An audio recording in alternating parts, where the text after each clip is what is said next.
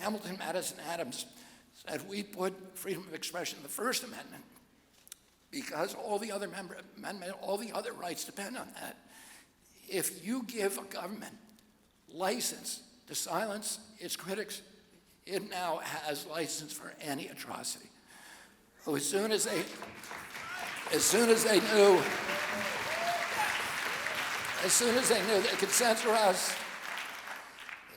they could censor us, they then went after the other part of the First Amendment, freedom of worship. They closed every church in this country without any scientific citation for a year, without any notice and comment rulemaking. Democracy was simply abolished.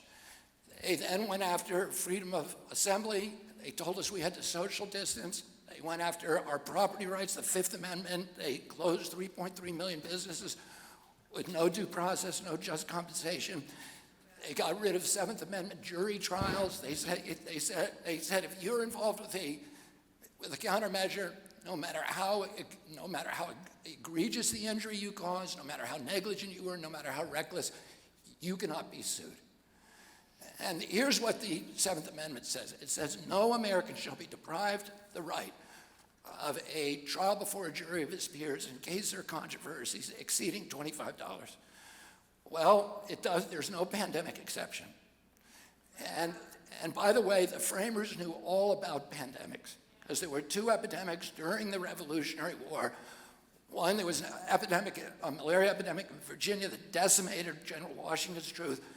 There was a smallpox epidemic that disabled the armies of New England at the very moment they conquered Quebec, and they had to withdraw. Otherwise, today, Canada would be part of the United States. But between the end of the Revolution and the ratification of the Constitution, the 9 years, there were epidemics in every city that killed tens of thousands of people. Cholera epidemics, smallpox epidemics in Philadelphia, New York, Boston, et cetera, malaria epidemics. They knew all about them, but they didn't put that in the Constitution. The Constitution was built for hard times.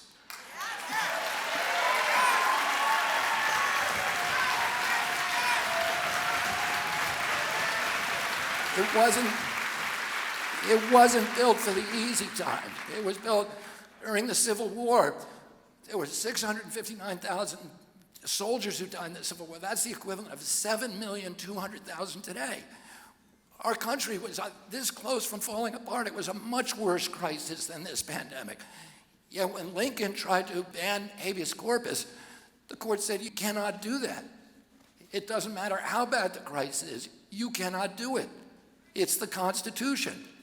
It's the heart and soul of our country. Well, President Trump said, well, these bureaucrats came at him from every side, and they were all telling him he had to do it. He had the right instincts. He knew that he shouldn't have closed down the country, but he did it. He got rolled by his bureaucracy. And I'm going to tell you a quick story. During the Cuban Missile Crisis, the ExComm committee, which was all the intelligence officials and military officials, 11 of the 13 on there. My father was on there, and so was Bob McNamara. So those were the exceptions. But all of the doyens, the gurus, the old gray men who were, the Curtis LeMay and Louis Lemonster, the generals from the Joint Chiefs, they all said, we got to go in and bomb the 64 missile sites in Cuba. And my uncle said to him, well, wait a minute, what's going to happen? Who's on those gun crews? Are those Cubans or are those Russians? And they said, we don't know. And he said, well, if they're Russians and we kill Russians, isn't Russia then going to have to go into Berlin? And they were like, well, we don't think they'll do that. And my uncle said, I want to see the aerial photographs. And he looked at the aerial photographs, and he said, who has, on the Cuban side, who gives permission to fire? Does it come from Russia? Does it come from Fidel? Does it come from the individual gun crews? Because if it comes from Fidel, he's going to fire them. If it comes from the individual gun crews, then you're putting the fate of the world in the hands of those commanders, 64 men. They didn't know. So he said, we're not doing it. And he did something else. And all I'm saying is, you need a president at this time in history who can stand up to his bureaucracy.